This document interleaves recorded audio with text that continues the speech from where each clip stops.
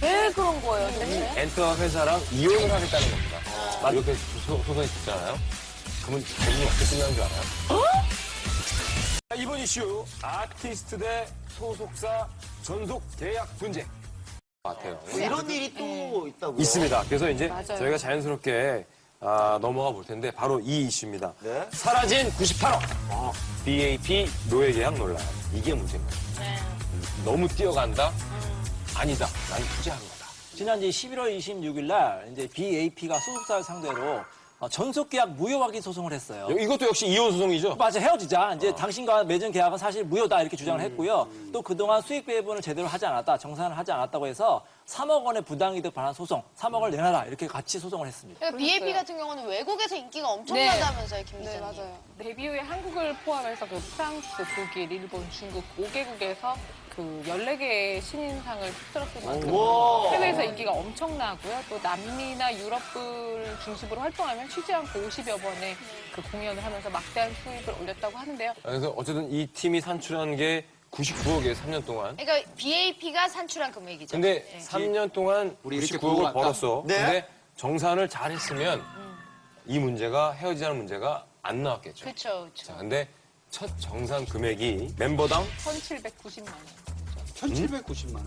3년 만에 첫 정산인데 1,790만 원이요? BAP 멤버가 몇 명이에요? 6명.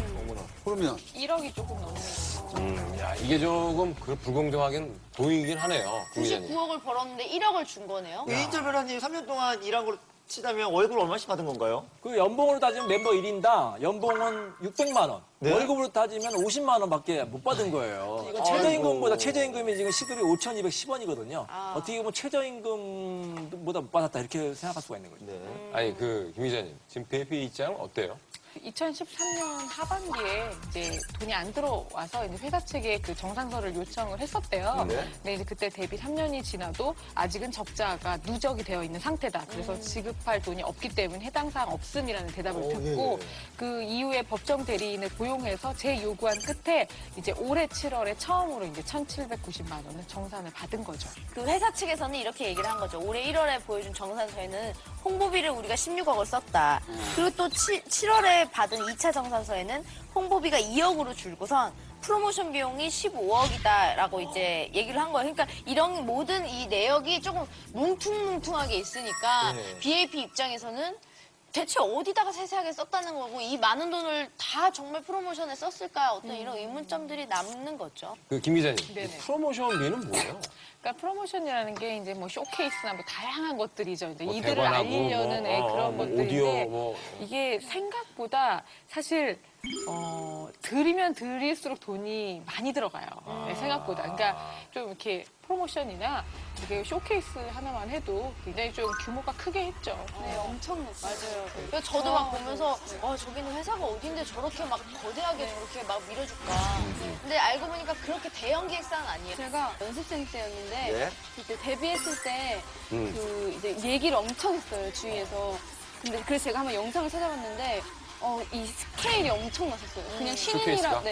신인이라고 신인을 이렇게까지 해주나 이러면서 저도 좀 신기했었어요. 듣고 보니까 좀 알리는 데 주력 상품을 좀 둬서 근데 그랬기 어쨌든 때문에 홍보에 지금 대한 BAP 가 비용이 엄청 들어갔다고 봐야 되겠네. 그래도 팬덤이 금방 또 형성이 그러니까. 돼가지고 그만큼 떴어요. 그러고 난 근데 뒤에 이제 이제 효과를 볼 수 있고. 99억인데 1억이니까 그게 이제 영원한 이제 좀 약간 이해가 안 근데 되는 이제 약간 여기서 문제가 되는 게 이제 BAP가 그 소속사 측에 이거에 대해서 이제 문의를 했는 결과 정산을 달라. 예, 근데 대표이사 개인 통장에 들어가서 모른다라는 답변이 와서 이제 여기에 대해서 이제 문제가 답변이 생긴 오기를? 것 같아요. 예. 개인 통장에. 그럼 그 개인 통장을 공개하라고 또 요구하지 않았을까요? 근데 그게 사실 개인 통장이니까 뭐 어떻게 뭐 이게 열람의 방법은 뭐 법적인 문제가 들어가야지 할 수 맞아요, 있지 맞아요, 않을까요? 맞아요. 이게 소속사 직원이 할 수는 없는 부분이니까.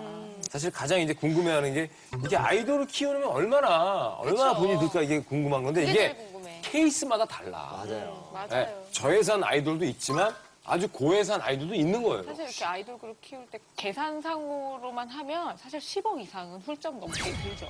근데 10억이 들었다고 실제 팀 하나를 이렇게 데뷔시키는 데까지는 10억은 훌쩍 넘지. 네, 훌쩍 넘죠. 네, 그래서 그건 사실이에요. 네, 그래서 그 실제로 그 가요계 관계자분들 중에 이제 아이돌 데뷔시키려고 그런 걸 이렇게 알아보는 분들이 보면, 그러니까 그래서 이제 다른 데서 좀 키워진 연습생들 데리고 와서 하는 경우들도 되게 많은데 그렇게 하든 저렇게 하든 10억은 훌쩍 넘죠. 이인철 변호사님, 이게 표준계약서가 있다면서요? 그 공정거래위원회 이제 정부가 이런 식으로 이제 계약을 해라 이제 건의를 하는 건데 워낙 그동안 이제 문제가 많았잖아요. 소속사와 10년 이제 뭐, 예, 가수라든지 연기자 간의 그 이제 뭐 노예 계약이 되는 게 문제가 많았기 때문에 이제 아예 표준 계약을 작성했어요. 이거는 이제 어느 정도 합법적이고 공정하다. 네. 근데 이대로 이제 따르는 경우도 있고 따르지 않는 경우가 있어요. 왜냐하면 이게 권고사항이거든요. 관계사항. 따르지 않아도 상관없는 거예요. 상관없는 전거니까. 근데 이 계약서상으로는 이제 그 음원하고 음반 수익이 소속사가 9, 그다음에 이제 BAP가 1로 이제 되어 있어요. 아이고. 근데 이제 그 정규 3집부터는 이제 8대 2로 바뀝니다. 정규 3집부터는 소속사가 8, 이제 BAP가 2 이렇게 이제 바뀐다고 되어 있습니다. 지금까지 BAP가 11장의 앨범을 냈죠.